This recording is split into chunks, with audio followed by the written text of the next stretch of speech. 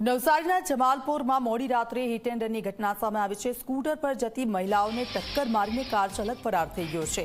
કારની ટક્કરથી સ્કૂટર પર સવાર મહિલાઓ ફંગોળાઈ ગઈ। બંને મહિલાઓને ગંભીર ઈજા થતા સારવાર અર્થે ખસેડવામાં આવી છે।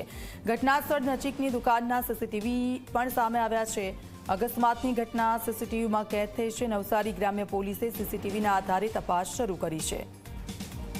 તો કારની ટક્કરથી બે મહિલાઓ છે તે સ્કૂટર પરથી પડી ગઈ અને તેમને ગંભીર ઈજાઓ પહોંચી છે। આપ જુઓ, પૂરપાટ ઝડપે જે ગાડી ચાલક છે તેણે ટક્કર મારી બે મહિલાઓ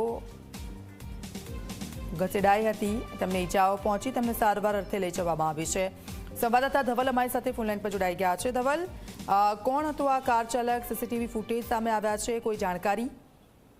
જી, હજુ સુધી આ જે કાર ચાલક છે એ ધ્યાને નથી આવ્યો। પોલીસ એના માટે સીસીટીવીના આધારે તપાસ કરી રહી છે। જે સામેની જે દુકાન છે એના સીસીટીવીના આધારે કારનો કલર અને એના આધારે પોલીસે આગળના સીસીટીવીઓ ચેક કરવાના પ્રયાસો શરૂ કર્યા છે।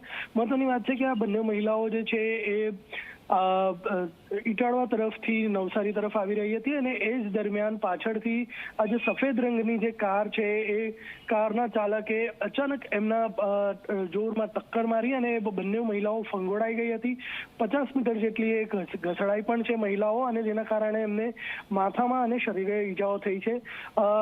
ઘટના બાદ જે કાર ચાલક છે એ ઘટના સ્થળેથી ભાગી છૂટ્યો હતો અને જે સ્થાનિક ત્યાં આગળ જે લોકો છે એમણે આ બંને મહિલાઓને નજીકની હોસ્પિટલમાં ખસેડી છે। હાલમાં સારવાર ચાલી રહી છે અને બંને મહિલાઓની તબિયત સ્થિર છે, પરંતુ જે કાર ચાલક છે એને પકડવા માટે પોલીસે હાલ તો સીસીટીવી શોધીને એમને પકડવાના પ્રયાસો હાથ ધર્યા છે। જી બિલકુલ, આભાર ધવલ, આપની પાસેથી માહિતી લેતા રહીશું।